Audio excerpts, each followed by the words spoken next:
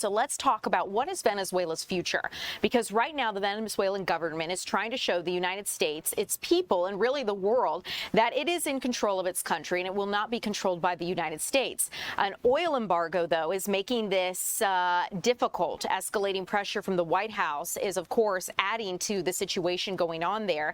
Colombia, we know, is increasing security at their border crossings. More soldiers, more guards. They're trying to keep things intact in case things were to go south in Venezuela and hundreds of thousands of refugees were to flood towards Colombia or to other Latin American countries. We do know, as we continue to look at this, across the border, gunfire was heard in Venezuela's capital overnight near the presidential palace. Police say they were shooting at unauthorized drones, but there are serious questions that a lot of people have about who is really in charge of Venezuela right now, who is running the country. Maduro's vice president, Delcy Rodriguez, was sworn in as interim president, but she's in a tough spot. She's caught between hardline military leaders at home there in Venezuela, and she's also facing Trump's administration, who they're demanding cooperation and wanting her to toe the line as to what the president wants in terms of cooperating with policy goals and, of course, reviving oil infrastructure there in the country. It's unclear if Maduro's arrest is going to be the start of a regime change there in Venezuela. President Trump says opposition leader Corina Machado, who just won the Nobel Peace Prize, and she had also won Venezuela's election previously before Maduro declared himself in power. The president has said she will not be Venezuela's next leader. It's also one thing I now want to let you know about, too, is she has said she is heading back to Venezuela as soon as she can, because now she feels it's safe to do so without Maduro there in the country. But again, she will not be Venezuela's next leader, according to the president. He said in a news conference Saturday that she did not have the support of the people. Meanwhile, Colombia, other Latin American countries are standing firm against the United States involvement.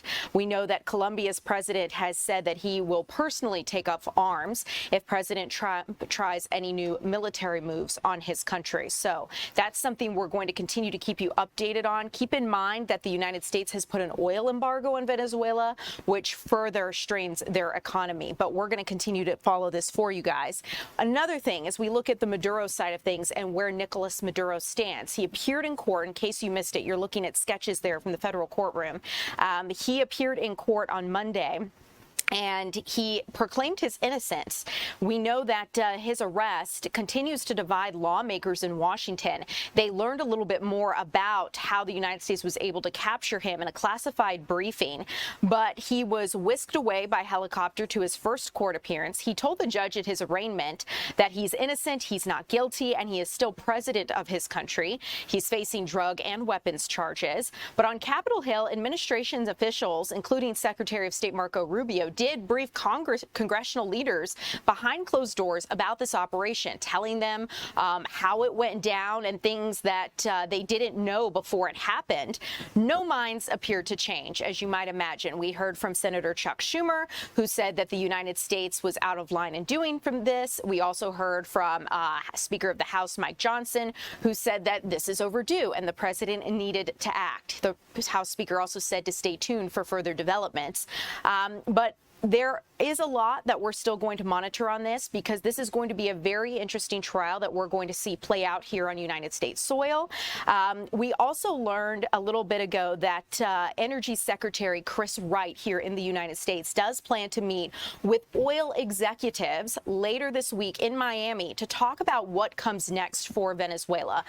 So as you heard from the president on Saturday, there's going to be a lot that they're going to do to revive the oil infrastructure there in the country, and they expect that oil executives are going to play a role in that. Energy analysts have talked about the massive investment needed to rehabilitate Venezuela's oil sector.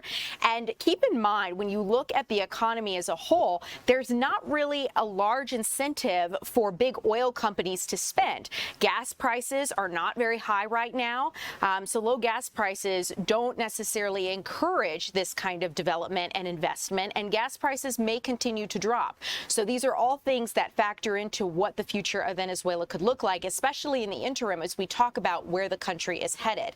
I see over 500 of you have now joined our TikTok live, so if you have questions about Venezuela or things that we're covering today,